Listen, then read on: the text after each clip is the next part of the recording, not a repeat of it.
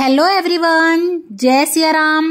और आज की इस वीडियो में हम लोग सुनने वाले हैं भाई दूज की कथा कहानी।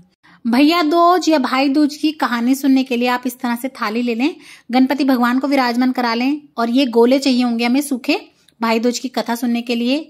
और साथ ही में ये काले चने लिए जाते हैं कथा सुनते समय, और इसमें से 5-5 या 8-8 चने रखे जाते हैं। जब भाई को तिलक करके गोला देते हैं ना, तब उन्हें साथ में ये चने भी देते हैं, तो आप उस हिसाब से थोड़े चने लीजिएगा। तो सबसे पहले हम कथा सुनते समय गणपति भगवान को तिलक कर लेंगे, साथ ही में अपने गोलों पर तिलक कर लेंगे, और एक लोटा जल भी ले लीजिएगा आप सूर्य भगवान को अर्घ देने के लिए। तो चलिए कथा को शुरू कर लेते हैं। भाई दूज की कथा। एक बुढ़िया थी, उसके 7 बेटे और एक बेटी थी। बेटी की शादी हो चुकी थी। जब भी उसके बेटे की शादी होती, फेरों के समय एक नाग आता और उसके बेटे को डस लेता था। बेटा वहीं खत्म हो जाता था और बहू विधवा। इसी तरह उसके 6 बेटे मर गए। 7वें की शादी होनी बाकी थी। इस तरह अपने बेटों के मर जाने के दुख से बुढ़िया रो रो के अंधी हो गई थी। भाई दूज का त्योहार आया तो भाई बोला कि मैं बहन से तिलक कराने जाऊंगा। माँ ने कहा ठीक है बेटा। उधर जब बहन को पता चला कि उसका भाई आ रहा है, तो वो खुशी से पागल होकर पड़ोसन के गई और पूछने लगी कि जब बहुत प्यारा भाई घर आए तो क्या बनाना चाहिए। पड़ोसन उसकी खुशी को देखकर जल भुन गई और कह दिया, दूध से रसोई लीप, घी से चावल पका। बहन ने ऐसा ही करा। उधर भाई जब बहन के घर आ पहुंचा तो उसे रास्ते में सांप मिला। सांप उसे डसने को हुआ। भाई बोला, तुम मुझे क्यों डस रहे हो? सांप बोला, मैं तुम्हारा काल हूं और मुझे तुमको डसना है। भाई बोला, मेरी बहन मेरा इंतजार कर रही है, मैं जब तिलक करा के वापस लौटूंगा तब तुम मुझे डस लेना। सांप ने कहा, भला आज तक कोई अपनी मौत के पास लौट कर आया है जो तू आएगा? भाई ने कहा, अगर तुम्हें यकीन नहीं है तो तू मेरे झोले में बैठ जा। जब मैं अपनी बहन के तिलक करा लूं तो मुझे डस लेना। सांप ने बोला ठीक है, और ऐसा ही किया। भाई बहन के घर पहुंच गया। दोनों बड़े खुश हुए। भाई बोला, बहन जल्दी से खाना दे, बड़ी भूख लगी है। बहन क्या करे, ना तो दूध की रसोई सूखे, ना ही घी में चावल पके। भाई ने पूछा, बहन इतनी देर क्यों लग रही है, तू क्या पका रही है? तब बहन ने बताया कि ऐसे ऐसे किया है। भाई बोला, अरे पगली, कहीं घी में चावल पकते हैं क्या, या दूध से कोई रसोई लीपता है क्या? गोबर से रसोई लीप, दूध में चावल पका। फिर बहन ने ऐसा ही किया। खाना खा के भाई को बहुत जोरों के नींद आने लगी। इतने में बहन के बच्चे आ गए। बोले, मामा मामा हमारे लिए क्या लाए हो, क्या लाए हो? भाई बोला, मैं तो कुछ नहीं लाया। बच्चों ने वे झोला ले लिया जिसमें सांप था। जैसे ही उसे खोला, उसमें से हीरे का हार निकला। बहन ने कहा, भैया तूने बताया नहीं कि तू मेरे लिए इतना सुंदर हार लाए हो। भाई बोला, बहन तुझे पसंद है तो तू ले ले, मुझे हार का क्या करना। अगले दिन भाई बोला, अब मुझे जाना है, मेरे लिए खाना रख दे। बहन ने उसके लिए लड्डू बना के एक डिब्बे में रख दिए। भाई कुछ दूर जाकर थक कर पेड़ के नीचे सो गया।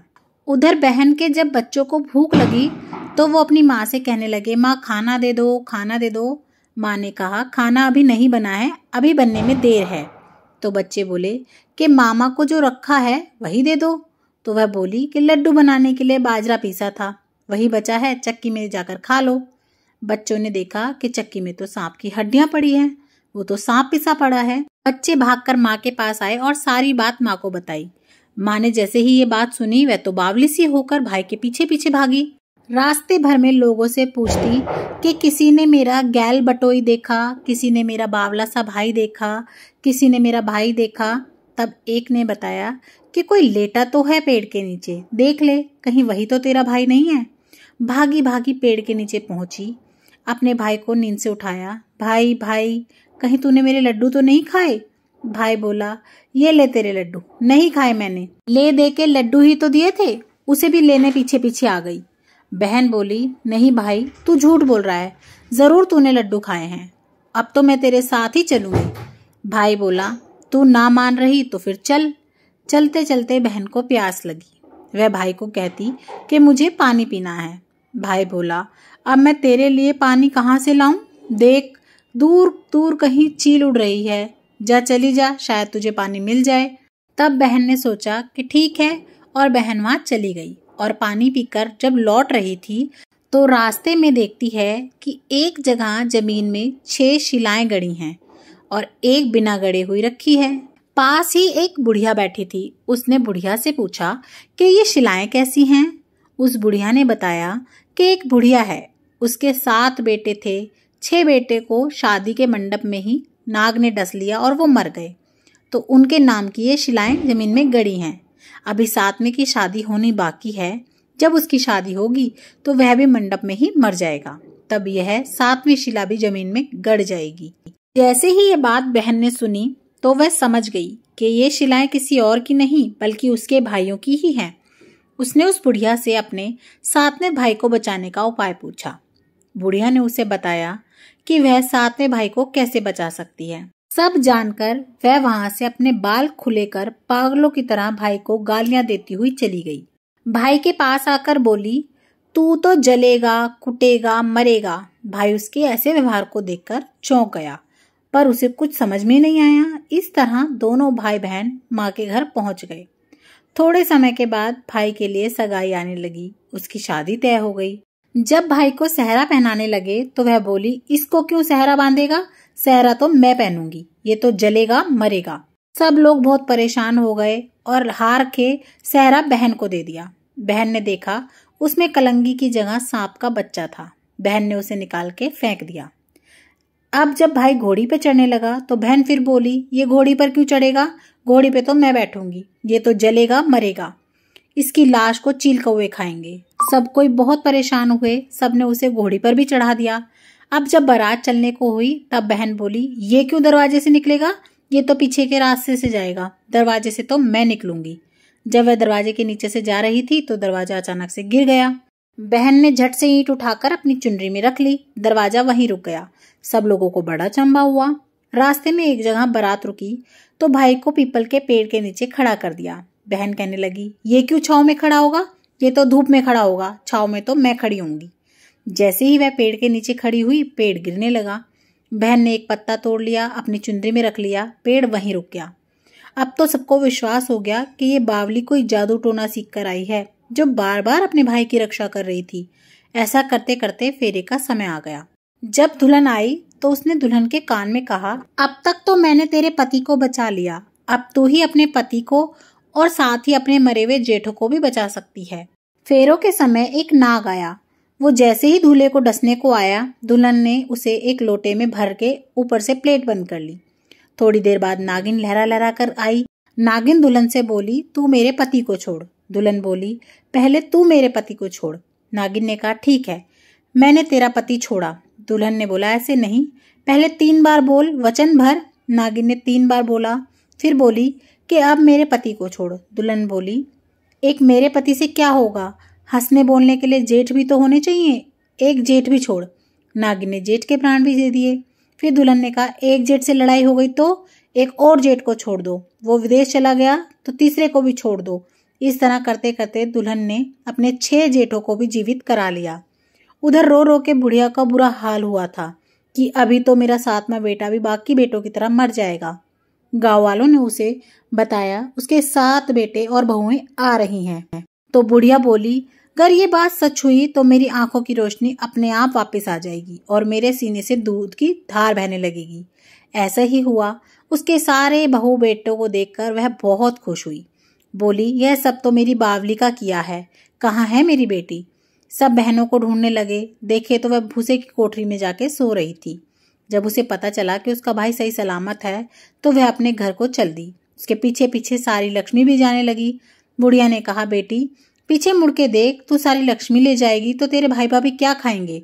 तब बहन ने पीछे मुड़ के देखा और कहा, जो माँ ने अपने हाथ से दिया वह मेरे साथ चल, बाकी भाई भाभी के पास रह। इस तरह बहन ने अपने भाई भाभी की रक्षा करी। तो इसी तरह से हमारी भाई दूज की कथा संपूर्ण होती है। इसके बाद विनायक महाराज की कथा कही जाती है, तो चलिए वो भी कर लेते हैं। एक अंधी बुढ़िया माई थी। वो गणेश जी भगवान को रोज ध्याती, मनाती, भोग लगाती।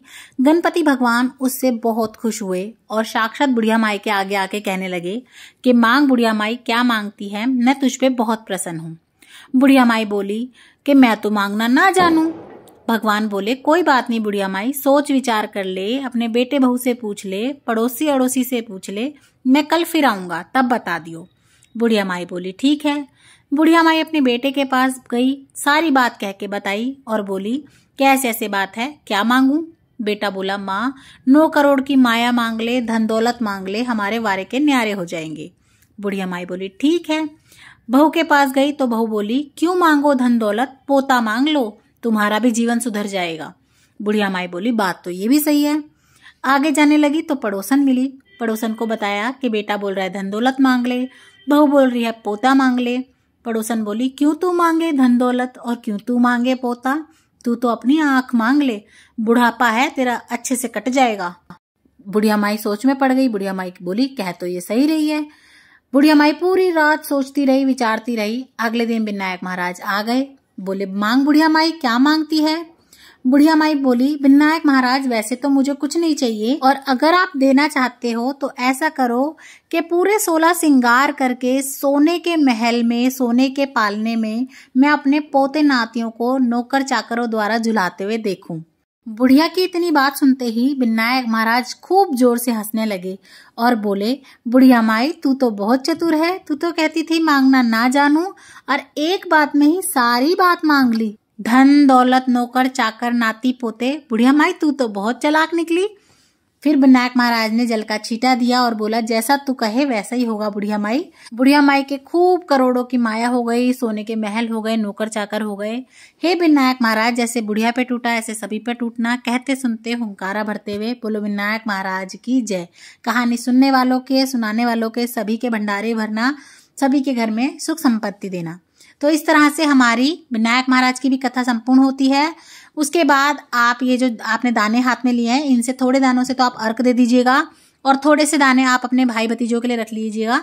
जब आप उन्हें तिलक करेंगे तो साथ में ये दाने भी देने होते हैं। तो आपको ये कथा कैसी लगी कमेंट करके जरूर बताइएगा, और अगर आपको वीडियो पसंद आई हो, थोड़ी भी यूजफुल लगी हो, तो ज्यादा से ज्यादा शेयर कीजिएगा अपने फ्रेंड्स एंड फैमिली के साथ।